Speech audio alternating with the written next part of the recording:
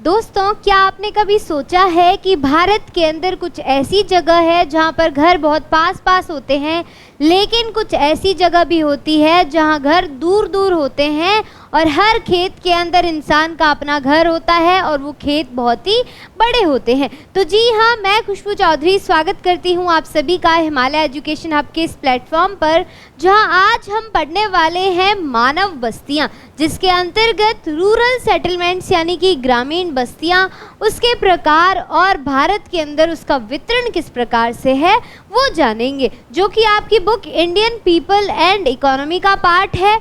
और ग्रामीण बस्तियों का प्रकार, भारत के अंदर वितरण यानी कि डिस्ट्रीब्यूशन किस प्रकार से है उसको जानेंगे। तो सबसे पहले तो हम ये बात करेंगे कि जो ह्यूमन सेटलमेंट है, मानव बस्तियां हैं, उसके अंदर रूरल सेटलमेंट और अर्बन सेटलमेंट में डिफरेंस क्या होता है, क्यों हमें डिफरेंस देखने को मिलता है, कौन से ऐसे कारक है जो जिम्मेदार है मानव बस्तियों के इस बहुत ही अनइवन डिस्ट्रीब्यूशन के यानी कि असमान वितरण के। तो सबसे पहले हम जानेंगे मानव बस्ती होती क्या है। तो मानव बस्ती जो कि घरों का वह संकुल है जहाँ लोग रहते हैं, मतलब जहाँ लोगों के घर है आसपास में, वो क्या हो गई, मानव बस्ती हो गई। अब ऐसा तो नहीं है कि जो घर दूर दूर है वो मानव बस्ती का हिस्सा नहीं है, वो भी मानव बस्ती ही कहलाते हैं। अब इसमें लोगों का समूहन और संसाधन क्षेत्र का आवंटन शामिल होता है। सबसे पहला और इम्पॉर्टेंट जो फैक्टर है, जो कारक है, वो होता है नेचुरल रिसोर्सेस। क्या होता है? नेचुरल रिसोर्सेस यानी कि प्राकृतिक संसाधन किस प्रकार के हैं किसी भी क्षेत्र के अंदर। अब ये जो प्राकृतिक संसाधन है उस पर निर्भर करेगा कि उस क्षेत्र के अंदर मानव बस्तियां किस प्रकार से वितरित है और कौन कौन से प्रकार की बस्तियां हमें देखने को मिलेगी। तो आज हम जानेंगे कि कैसे हिमालय क्षेत्र के अंदर लोगों के घर दूर दूर है। वहीं गंगा के मैदान के उदाहरण की अगर हम बात करें तो वहाँ पर घर बहुत ही पास पास है। तो बस्तियों के प्रकार, उनका आकार और उनका स्वरूप किस प्रकार से भिन्न है ये जानेंगे। पल्ली से महानगर तक का सफ़र हम जानेंगे कि किस प्रकार से एक ग्रामीण क्षेत्र धीरे धीरे शहरी क्षेत्र में या महानगर के अंदर कन्वर्ट हो गया, परिवर्तित हो गया। आकार के साथ साथ हम आर्थिक, सामाजिक और तकनीकी परिवर्तन भी देखेंगे कि किस प्रकार से आर्थिक कारक, सामाजिक कारक और तकनीकी कारक जिम्मेदार है इन मानव बस्तियों के वितरण के लिए। तो अगर हम बात करें सबसे पहले ग्रामीण बस्ती और नगरीय बस्ती के बीच के डिफरेंस की या क्या भिन्नता हमें देखने को मिलती है, तो सबसे पहला हमारा आधार रहेगा कि आकार। अब ग्रामीण बस्तियां छोटे आकार की होती है, नगरीय बस्तियां बड़े आकार की होती है, साथ ही यहाँ पर घर जो है वो बहुत ही पास पास होते हैं। सेकंड है आकार, मतलब सेकंड है घनत्व, जो कि है ग्रामीण बस्तियों की हम बात करें तो यहाँ पर हमें घनत्व क्या देखने को मिलता है, विरल, क्योंकि जनसंख्या ग्रामीण क्षेत्र के अंदर कम होती है, इसीलिए जनसंख्या घनत्व भी कम होगा। वहीं नगरीय बस्तियों की अगर हम बात करें तो यहाँ पर जो घनत्व होगा, पॉपुलेशन डेंसिटी जिसको हम बोलते हैं, वो ज़्यादा देखने को मिलेगी, क्योंकि एक बहुत ही छोटे से क्षेत्र के अंदर बहुत सारे लोग निवास करते हैं, जिसको कि हम बोलते हैं नगरीय बस्तियाँ। जबकि ग्रामीण क्षेत्र में क्या होगा, उल्टा होगा कि जो घर है वो दूर दूर है, सबके खेत में अपने अपने घर है, तो यहाँ पर जो पॉपुलेशन की डेंसिटी होगी वो कम होगी। उसके बाद है कि आर्थिक क्रियाकलाप यानी कि इकोनॉमिक एक्टिविटीज़ क्या होती है। ग्रामीण क्षेत्र की बात करें तो भारत के अंदर जो ग्रामीण क्षेत्र है वहाँ की प्रमुख आर्थिक गतिविधि क्या है, कृषि यानी कि एग्रीकल्चर। तो वो कौन सी गतिविधि हो गई, प्राथमिक गतिविधियाँ या फिर प्राथमिक क्रियाकलाप हो गई, जिसके अंतर्गत कृषि की जाती है। वहीं नगरीय बस्तियों की हम बात करें तो यहाँ पर द्वितीयक और तृतीयक क्रियाकलाप किए जाते हैं, जिसके अंदर खनन हो गया, विनिर्माण हो गया, जिसको हम मैन्युफैक्चरिंग बोलते हैं, ये सब आता है। फिर अर्थव्यवस्था का आधार की अगर हम बात करें कि किस आधार पर हमें ये क्रियाकलाप देखने को मिलते हैं, तो जो ग्रामीण क्षेत्र है जहाँ पर कृषि होती है, प्राथमिक गतिविधियाँ होती है, वो किस पर आधारित होती है, भूमि पर, क्योंकि खेती कहाँ हो रही है, भूमि पर हो रही है। और अगर नगरीय बस्तियों की बात करें तो जो द्वितीयक और तृतीयक क्रियाकलाप है, जो कि उद्योग, विनिर्माण और अदर जो सेवाएं, सर्विसेज हो गई, वो इंक्लूडेड है, वो यहाँ पर अर्थव्यवस्था का आधार है, जिसके अंदर सेकेंडरी और टर्शियरी एक्टिविटीज़ आती है। फिर अगर हम बात करें सामाजिक संबंध की कि इन क्षेत्रों के अंदर लोगों के सामाजिक संबंध किस प्रकार से होते हैं, तो ग्रामीण क्षेत्र के अंदर लोग जो है एक दूसरे से जुड़े हुए होते हैं, इसीलिए इनका जो सामाजिक संबंध है वो कैसा देखने को मिलेगा, घनिष्ठ देखने को मिलेगा, भाईचारा ज़्यादा होता है। और नगरीय बस्तियों के अंदर हमें क्या देखने को मिलेगा, औपचारिक संबंध। तो यहाँ पर काफ़ी फॉर्मल सा रिलेशन होगा आसपास रहने वाले लोगों के साथ में, जबकि गांव के लोग कैसे रहते हैं, मिलजुल कर रहते हैं। तो यहाँ पर हमें घनिष्ठ भाईचारे का व्यवहार देखने को मिलता है। तो अब अगर हम बात करें भारत के अंदर ग्रामीण बस्तियों की, तो ग्रामीण बस्तियाँ किस प्रकार से है भारत के अंदर, कितनी दूरी होती है घरों के बीच में, तो बस्तियों का प्रकार निर्मित क्षेत्र के विस्तार पर और घरों के बीच की दूरी के द्वारा निर्धारित होता है। किसका, ग्रामीण बस्तियों का भारत के अंदर। इसके निर्धारक कारक कौन कौन से हैं, सबसे पहला है भौतिक लक्षण, यानी कि जो भूमि है वो किस प्रकार की है, जैसे कि हिमालय का पर्वतीय क्षेत्र हो गया, गंगा का समतल मैदान हो गया, या फिर हम बात करें केरला के पहाड़ी और जंगली क्षेत्र की, तो हमें देखने को मिलेगा कि भूभाग की प्रकृति किस प्रकार की है, कि नेचर कैसा है वहाँ की ज़मीन का, उस पर डिपेंड करता है कि किस प्रकार की मानव बस्ती वहाँ पर होगी। सेकंड हमें देखने को मिलेगा ऊंचाई की, पर्वतीय क्षेत्रों में कम लोग रहते हैं क्योंकि वहाँ पर खेती करना मुश्किल होता है। साथ ही हिमालय का जो पर्वतीय क्षेत्र है वहाँ पर ठंड बहुत ज़्यादा पड़ती है। तीसरा है जलवायु, कि किसी क्षेत्र की जलवायु नम है या फिर सूखी है, यानी कि ह्यूमिड है या फिर ड्राई क्लाइमेट है वहाँ का, या फिर ठंडी जलवायु है या फिर गर्म जलवायु है, कि काफ़ी ज़्यादा ठंडा मौसम रहता है या फिर गर्म मौसम रहता है, जैसे कि राजस्थान के अंदर थार मरुस्थल के अंदर। फिर है जल की उपलब्धता। अब जल की उपलब्धता का सबसे बड़ा एग्जाम्पल हमें देखने को मिलेगा गंगा के मैदान, जहाँ पर वाटर की अवेलेबिलिटी क्या है, भरपूर मात्रा के अंदर स्थित है। तो हमें क्या देखने को मिलेगा कि यहाँ पर लोगों का जो घर है वो बहुत ही पास पास में बने हुए होते हैं, और गंगा के मैदान के क्षेत्र का जो घनत्व है, पॉपुलेशन डेंसिटी है, वो भी काफ़ी ज़्यादा है। दूसरा एग्जाम्पल हमारा रहेगा राजस्थान, कि वहाँ पर जल कम है तो लोग भी कम रहते हैं। तो यहाँ हमें क्या देखने को मिल रहा है कि किस प्रकार से किसी क्षेत्र में अवेलेबिलिटी ऑफ वाटर डिसाइड करती है कि वहाँ पर मानव की बस्तियाँ किस प्रकार से होगी। सेकंड कारक हमारे पास रहेगा सांस्कृतिक और मानव जातीय कारक, यानी कि समाज किस प्रकार का है उस क्षेत्र के अंदर। तो सामाजिक संरचना हो गई, जाति के आधारित लोग ग्रुप में एक साथ रहते हैं, धर्म के आधारित लोग एक गुच्छे में रहते हैं। तो लोग क्या करते हैं, एक ही जाति या एक ही धर्म के लोग एक समूह में आसपास में घर बना लेते हैं। तो इस प्रकार की बस्तियां कैसी होगी कि छोटे छोटे समूहों के हमें घर देखने को मिलते हैं। फिर है सुरक्षा संबंधी कारक, यानी कि चोरियों से बचने के लिए, डकैतियों से बचने के लिए सुरक्षा के कारण लोग जो है वो पास पास में रहते हैं। तो पहले के समय पर जंगली जानवरों से सुरक्षा के लिए और चोरी डकैती से बचने के लिए लोग क्या करते थे, आसपास रहते थे। तो हमने यहाँ पर मुख्यतः कितने कारक जाने, 3 प्रकार के कारक जाने, जिसमें सबसे पहला है भौतिक लक्षण, यानी कि भूभाग की प्रकृति, ऊंचाई, जलवायु और जल की उपलब्धता। सेकंड है सांस्कृतिक एवं मानव जातीय कारक, यानी कि सामाजिक संरचना किस प्रकार की है, वहाँ पर किस जाति के लोग रह रहे हैं, किस धर्म के लोग रह रहे हैं। थर्ड है सुरक्षा संबंधी कारक, चोरियों, डकैतियों और जंगली जानवरों से बचने के लिए किस प्रकार के सेटलमेंट या बस्तियां हमें देखने को मिलती है। तो भारत के अंदर मुख्यतः 4 प्रकार की ग्रामीण बस्तियां हमें देखने को मिलेगी, जिसमें हमें देखने को मिलेगा कि सबसे पहली कौन सी है, गुच्छित या फिर क्लस्टर्ड बस्तियां, जो कि सहत या संकुचित होती है, जैसा कि आप इस चित्र के अंदर देख सकते हैं कि घर बहुत ही पास पास होते हैं।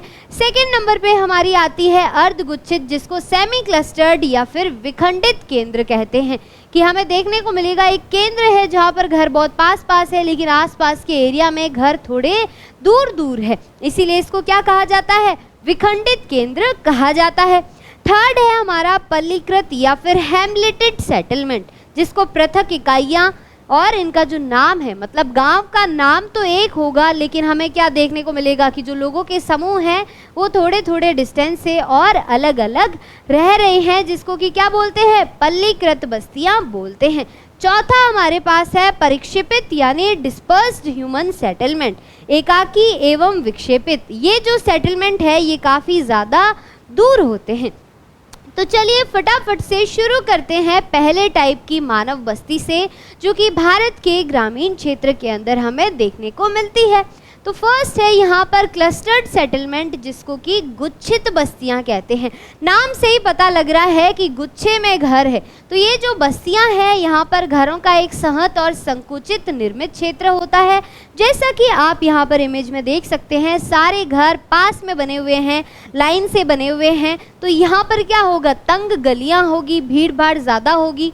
फिर यहाँ की संरचना किस प्रकार की होगी कि रहन सहन का क्षेत्र खेतों चारागाहों से दूर होता है। तो हमें स्पष्ट रूप से देखने को मिलेगा कि एक ही क्षेत्र में घर बने हैं और खेत खलियान जो हो गए, चारागाह हो गए, वो सभी घरों से दूर है, अलग है। यहाँ पर देखने को मिलेगा गलियाँ आयताकार है, अरीय और रेखीय ज्यामितिक आकृतियाँ बनती है। इसका क्या मतलब हुआ कि कुछ ऐसी बस्तियां जो कि किसी केंद्र के चारों ओर एक लाइन में बनी हुई होती है, या फिर हम ये कह सकते हैं कि कोई बस्ती जो सड़क के किनारे बसी हो, तो वो रेखीय ज्यामितिक आकृतियां हमें देखने को मिलती है। तो जिस प्रकार की फैसिलिटी वहाँ पर होगी, जो सड़क वाला क्षेत्र होगा जहाँ पर अच्छा परिवहन की सुविधाएं हैं, वहाँ पर हमें रेखीय बस्तियाँ देखने को मिलेगी। तो हमें क्या देखने को मिल रहा है कि यहाँ पर जो भी फैसिलिटीज़ है उसके अनुसार बस्तियाँ देखने को मिल रही है। तो यहाँ की गलियाँ भी कैसी होती है, तंग गलियाँ होती है। अब स्थान की बात करें कि ये बस्तियाँ हमें कहाँ देखने को मिलती है, तो उपजाऊ जलोढ़ मैदानों में उत्तर पूर्वी राज्यों में हमें सामान्यतः ये देखने को मिलता है कि ये जो गंगा का मैदान है जो कि काफ़ी ज़्यादा उपजाऊ है, साथ ही उत्तर पूर्वी राज्य हो गए, तो ये सभी क्षेत्र हमें देखने को मिलेगा कि यहाँ पर लोग कैसे रहते हैं, गुच्छित बस्तियों में रहते हैं, एक साथ रहते हैं। सुरक्षा के पर्पज से, यानी कि वो कारण जिसमें लोग सुरक्षा को मद्देनज़र रखते हुए घरों का निर्माण करते हैं, जैसे कि बुंदेलखंड और नागालैंड के अंदर। तो हमें देखने को मिलेगा कि ये जो बुंदेलखंड का क्षेत्र है, इधर नागालैंड का क्षेत्र है, तो यहाँ पर लोग जो है सुरक्षा के पर्पज से आसपास में रहते हैं। दूसरा हमें कारण देखने को मिलेगा कि जल संसाधनों का अधिकतम उपयोग करना, जैसे कि राजस्थान के अंदर। तो यहाँ पर हमें देखने को मिलती है क्लस्टर्ड सेटलमेंट। सेकेंड टाइप हमारा होगा सेमी क्लस्टर्ड सेटलमेंट, एक ऐसा क्षेत्र जहाँ पर कुछ जगह तो घर संकुचित है, मतलब एक ही क्षेत्र में है, और बाकी छोटे छोटे समूह थोड़े से दूर रहते हैं। अब इसका कारण क्या है वो हम अब जानेंगे। तो किसी बड़े सहत गांव के विखंडन के कारण ये समस्या उत्पन्न होती है, जहां पर सेमी क्लस्टर्ड सेटलमेंट यानी कि अर्धगुच्छित बस्तियां हमें देखने को मिलती है। तो यहाँ पर एक प्रकार का सामाजिक विभाजन देखने को मिलेगा। हमें क्या देखने को मिलेगा, सामाजिक विभाजन, यानी कि जो सोसाइटी है उसके अंदर कुछ डिवाइडिफिकेशन होगा, जैसे कि प्राय जो जमींदार होते हैं वो मुख्य समुदाय गांव के केंद्रीय भाग पर कब्जा कर लेते हैं, और फिर जो निचले तबके के लोग होंगे वो कहाँ रहेंगे, वो थोड़ा सा केंद्र से दूर की तरफ रहते हैं। तो इमेज में हम देख सकते हैं कि ये क्या है, केंद्रीय भाग है, जहाँ पर प्रमुख समुदाय या फिर जमींदार लोग जो है जिन्होंने इस क्षेत्र पर कब्जा कर लिया है वो रहते हैं, जबकि आसपास के ये जो क्षेत्र है भारी हिस्से के अंदर, यहाँ पर निचले तबके के लोग रहते हैं, यानी कि वो लोग जो कि सर्विस करते हैं। तो सर्विस में इन्वॉल्व लोग कहाँ पर रहते हैं, थोड़ा सा केंद्र से दूर की तरफ रहते हैं। तो मुख्य रूप से हमें ये देखने को मिलता है गुजरात के मैदान और राजस्थान के कुछ हिस्सों के अंदर। तो सेमी क्लस्टर्ड सेटलमेंट जहाँ पर हमें एक सामाजिक विभाजन देखने को मिलता है, डिस्पैरिटी देखने को मिलती है, जो कि गुजरात और राजस्थान, इसके दो इम्पॉर्टेंट एग्जाम्पल हो गए कि गुजरात के मैदानी क्षेत्र में और राजस्थान के क्षेत्र में हमें ये सामाजिक विभाजन देखने को मिलेगा। थर्ड टाइप हमारे पास है पल्ली बस्तियां, जिसको हैमलेटेड सेटलमेंट बोलते हैं। क्या बोलते हैं, हैमलेटेड सेटलमेंट। तो भारत के अंदर मानव समाज की ग्रामीण बस्तियों में थर्ड टाइप है ये, जहाँ पर बस्ती भौतिक रूप से अलग अलग इकाइयों में बट जाती है, लेकिन उन सबका नाम एक ही रहता है। जैसा कि आप यहाँ पर इमेज के अंदर देख सकते हैं कि एक ग्रुप यहाँ पर है बस्ती का, एक यहाँ पर है, एक यहाँ पर है, लेकिन ये सभी जो बस्तियाँ हैं, छोटे छोटे जो समूह हैं, वो एक ही गांव के अंदर आती है। तो एक ही ग्रामीण सीमा के अंदर होने के कारण इनका नाम क्या होता है, एक ही नाम रहता है, लेकिन फिर भी ये छोटी छोटी इकाइयों में बटी हुई होती है। और इनका स्थानीय नाम की अगर हम बात करें कि इनको पल्ली बस्तियों के अलावा और किस नाम से जाना जाता है, तो इन्हें पान्ना, पाड़ा, पाली, नगला या फिर ढाणी कहा जाता है।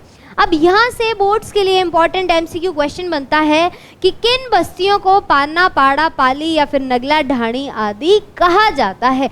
What will be the correct answer कि हैमलेटेड सेटलमेंट्स, यानी कि पल्ली बस्तियां भारत के अंदर जो कि ग्रामीण क्षेत्रों में देखने को मिलती है, उसी के ही ये नाम है। क्षेत्र कौन सा है जहां पर हमें ये देखने को मिलेगा? मध्य और निम्न गंगा के मैदान, छत्तीसगढ़ और हिमालय की निचली घाटियां। तो मानचित्र के अंदर अगर हम देखें तो जो मध्य भारत का गंगा का मैदान हो गया वो, फिर छत्तीसगढ़ हो गया और निचला हिमालयी क्षेत्र हो गया, यहाँ पर हमें पल्ली बस्तियाँ देखने को मिलती है।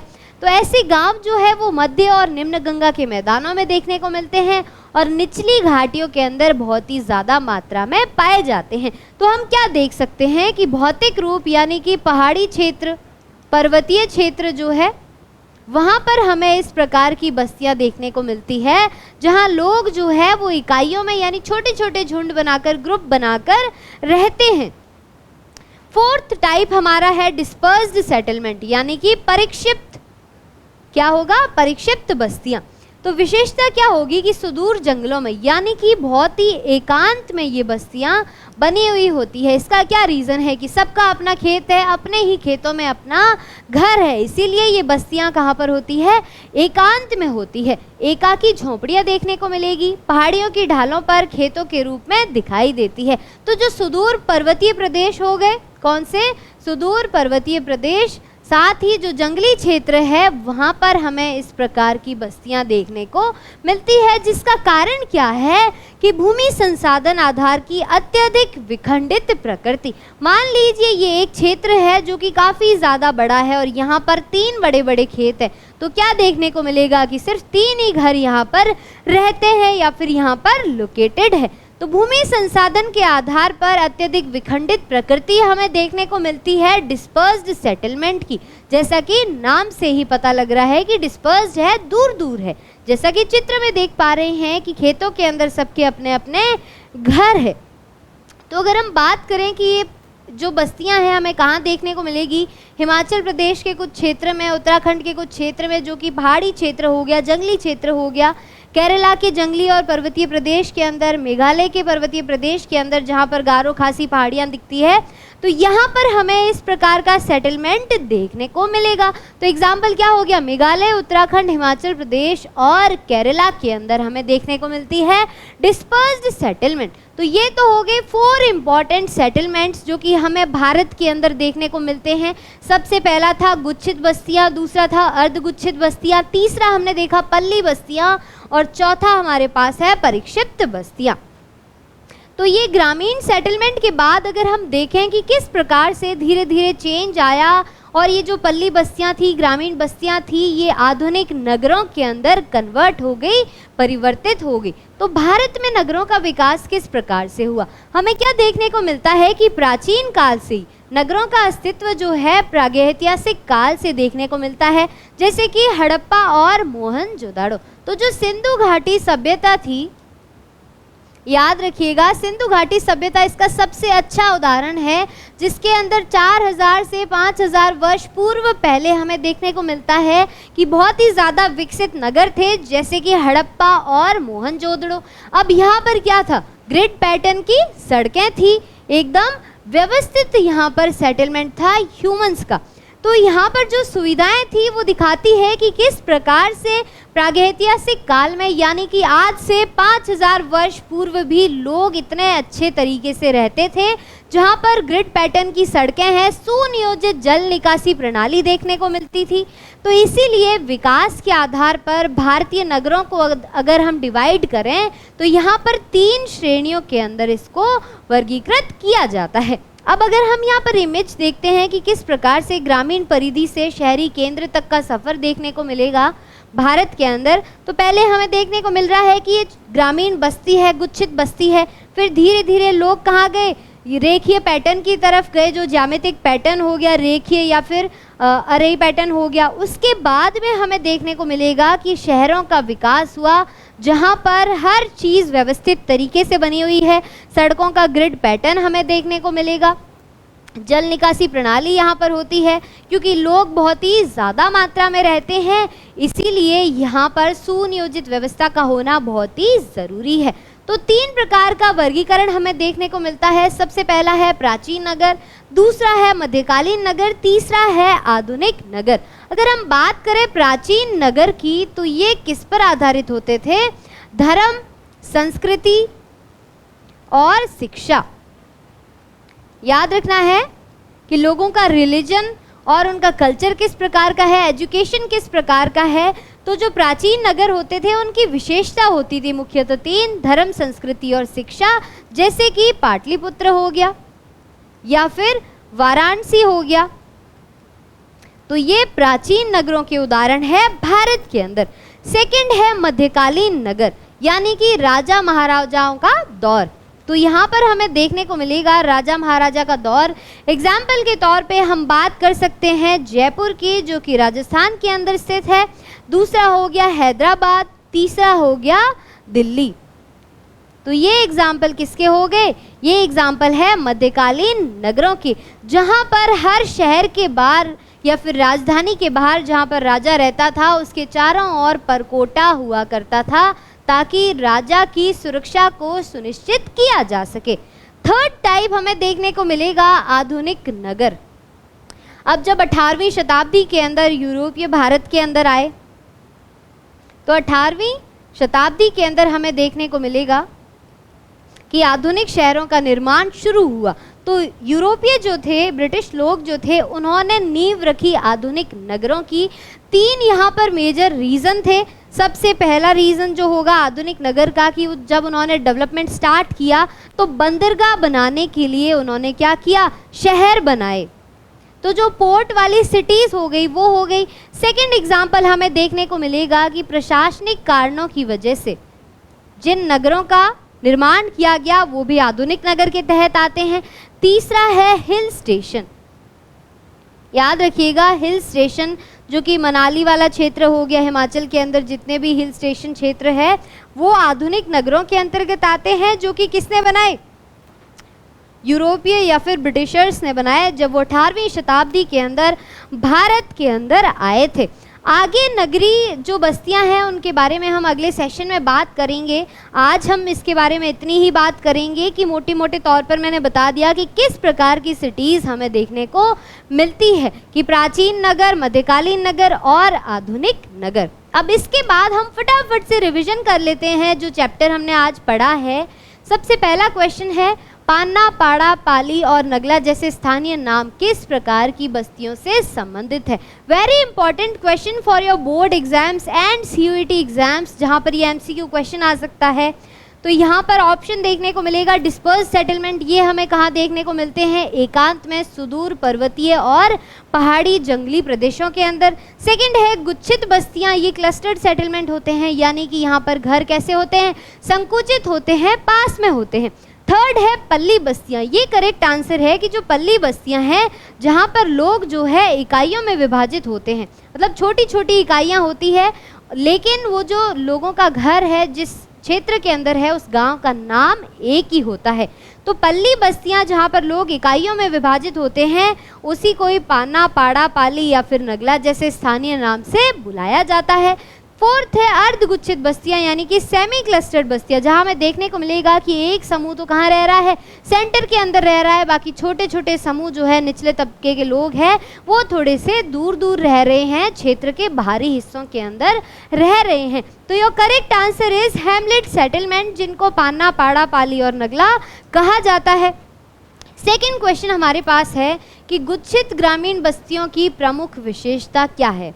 फर्स्ट ऑप्शन क्या है कि बस्तियां सामाजिक समूहों के अनुसार कई छोटी इकाइयों में बटी हुई होती है। ये हमें कहाँ पर देखने को मिलता है? ये हमें देखने को मिलता है पल्ली बस्तियों के अंदर। फिर है घर सुदूर जंगलों या पहाड़ों की ढालों पर बिखरे हुए होते हैं, तो ये तो हो गए डिस्पर्स सेटलमेंट। फिर है प्रमुख समुदाय केंद्र में और निम्न वर्ग के लोग बाहरी हिस्सों में बट जाते हैं, तो ये कौन सा हो गया, सेमी क्लस्टर्ड सेटलमेंट हो गया। फोर्थ हमारे पास है आवासों का एक सहज क्षेत्र जो खेतों और चारागाहों से स्पष्ट रूप से अलग होता है। मतलब एक ऐसा क्षेत्र जहाँ पर घर कहाँ पर है, अलग है, और जो खेत है वो बाहरी क्षेत्रों के अंदर हमें स्पष्ट रूप से अलग से दिखाई देंगे। तो this is the correct answer कि गुच्छित बस्तियां वो बस्तियां होती है जहाँ पर आवासों का एक सहज क्षेत्र खेतों और चारागाहों से स्पष्ट रूप से अलग दिखता है। तो इसको क्या कहते हैं, हम क्लस्टर्ड सेटलमेंट बोलते हैं। याद रखिएगा, क्लस्टर्ड सेटलमेंट या फिर गुच्छित मानव बस्तियां जो कि भारत के ग्रामीण क्षेत्र के अंदर देखने को मिलेगी। तो दोस्तों आज हमने जाना कि किस प्रकार से भारत के अंदर ग्रामीण बस्तियां वितरित है और किस जगह पर किस प्रकार की बस्ती मिलती है, जैसे कि गंगा के मैदानी क्षेत्र या फिर भारत के जंगली और पहाड़ी क्षेत्र जैसे कि हिमाचल प्रदेश, केरला या फिर मेघालय के अंदर। तो दोस्तों अब जब भी आप ट्रेन के बाहर देखेंगे किसी भी गांव को तो आपका एक नज़रिया होगा कि ये गांव किस गांव के अंतर्गत आता है, किस प्रकार की मानव बस्ती है। तो आज के लिए इतना ही, मिलते हैं एक और मज़ेदार कक्षा में, तब तक के लिए स्वस्थ रहिए, मस्त रहिए।